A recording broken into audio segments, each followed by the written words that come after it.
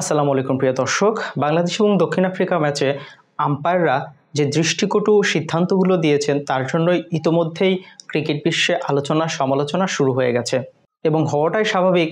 আম্পায়াররা বাংলাদেশের বিপক্ষে যেভাবে দৃষ্টিকটু সিদ্ধান্তগুলো দিয়েছে সেটা হওয়াটাই স্বাভাবিক ছিল, কিন্তু প্রশ্ন হলো আম্পায়াররা এই যে সিদ্ধান্তগুলো দিয়েছে এগুলো আসলে ভুল করে দিয়েছে নাকি ইন্টেনশনালি তারা দিয়েছে অনেকটা ষড়যন্ত্র করার মাধ্যমে বা ষড়যন্ত্র করার জন্য। চলুন সেটা নিয়ে একটু কথা বলা যাক। প্রথমত ধরে নিচ্ছি যে আম্পায়াররা ভুল করেই সিদ্ধান্তগুলো দিয়েছে, তারা ইন্টেনশনালি এই সিদ্ধান্তগুলো দেননি, ধরে নিলাম। কিন্তু বাংলাদেশের সাথে এই ঘটনাগুলো ইতোপূর্বে এতবার ঘটেছে যে বাংলাদেশের দর্শকদের এখন আর আম্পায়াররা ভুল করলেও সেটাকে ভুল বলে মনে হয় না, সেটাকে ষড়যন্ত্র বলেই মনে হয়। কারণ অতীতেও বাংলাদেশ এই বিষয়টাতে এত বেশি সাফার করেছে, এত বেশি বাংলাদেশ এইটার কারণে ম্যাচ হেরেছে, এত বেশি স্বপ্নভঙ্গ হয়েছে বাংলাদেশের। এখন এটাকে আসলে ভুল বলে মনে হয় না, ষড়যন্ত্র বলেই মনে হয় এবং মনে হওয়াটাও স্বাভাবিকই। অতীতে অনেক ঘটনা ঘটেছে, আমি সেগুলো রেফারেন্স দিচ্ছি না, আপনারা ইতিমধ্যে সেগুলো জানেন। তো এই কারণে আসলে এটাকে ষড়যন্ত্র মনে হওয়াটাই স্বাভাবিক। এখন দ্বিতীয় বিষয়, আম্পায়াররা যদি ইন্টেনশনালি এটা করে, ধরে নিলাম যে এখন ধরে নিচ্ছি যে আম্পায়ার এটা ইন্টেনশনালি করেছে ষড়যন্ত্র করার জন্য, আসলে তাহলে দক্ষিণ আফ্রিকার এখানে লাভটা কতটুকু? হ্যাঁ, লাভ তো কিছুটা অবশ্যই আছে।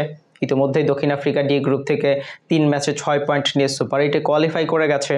বাংলাদেশ যদি এই ম্যাচটা জিততো সেক্ষেত্রে বাংলাদেশের প্রেশারটা কমে যেত, বাংলাদেশ হয়তো আপার হ্যান্ডে থাকতো, সুপার 8-এ কোয়ালিফাই করার জন্য স্বাভাবিকভাবেই 2 নম্বর টিম হিসেবে থাকতো।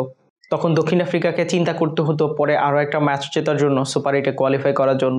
তো দক্ষিণ আফ্রিকায় এখন সেই চিন্তাটা করতে হচ্ছে না, কোনো চিন্তা ভাবনা ছাড়াই তারা সুপার 8-এ কোয়ালিফাই করে গেছে, এই লাভটা তো অবশ্যই আছে।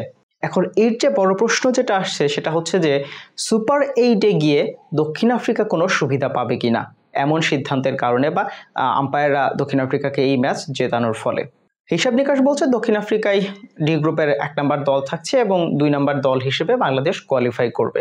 সেক্ষেত্রে সুপার 8-এর প্রতিপক্ষ হিসেবে কাদেরকে পাচ্ছে এই দুইটা দল?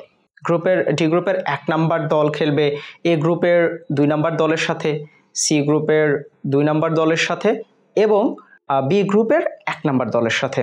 সেক্ষেত্রে ইন্ডিয়া এবং যুক্তরাষ্ট্রের ম্যাচটা হলেই আসলে বোঝা যাবে যে এ গ্রুপের চ্যাম্পিয়ন কারা হচ্ছে।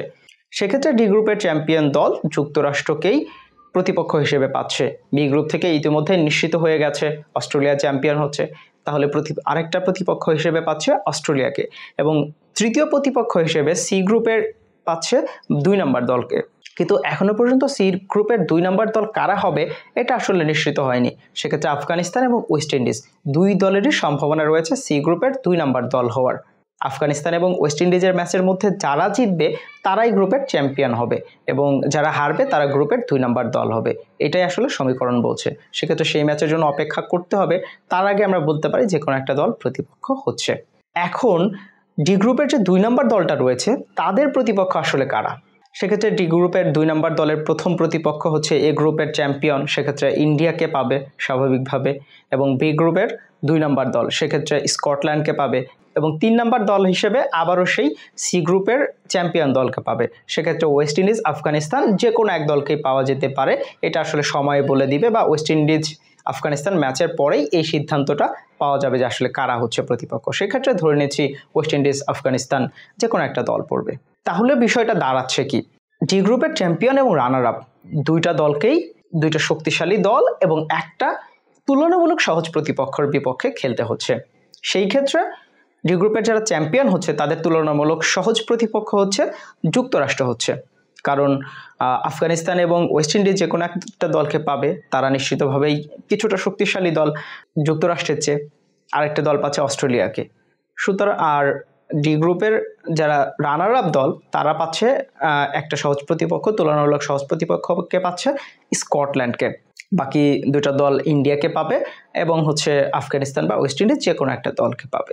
তো এই হিসাব নিকাশটা আসলে বলছে ওই ম্যাচের আম্পায়ারদের প্রভাব বা আম্পায়ারদের ম্যাচ জেতানোর প্রভাব আসলে সুপার 8-এ পড়বে না, বাট সুপার 8-এ কোয়ালিফাই করার জন্য পড়তেই পারে বা সুপার 8-এ কোয়ালিফাই করার জন্য ওইটা হতেই পারে, কারণ সুপার 8-এ তো ইতিমধ্যেই দক্ষিণ আফ্রিকা কোয়ালিফাই করে গেছে, সেটা হয়তো বাংলাদেশের কোয়ালিফাই করার চান্সেস থাকতো বা বাংলাদেশ কোয়ালিফাই করে যেত।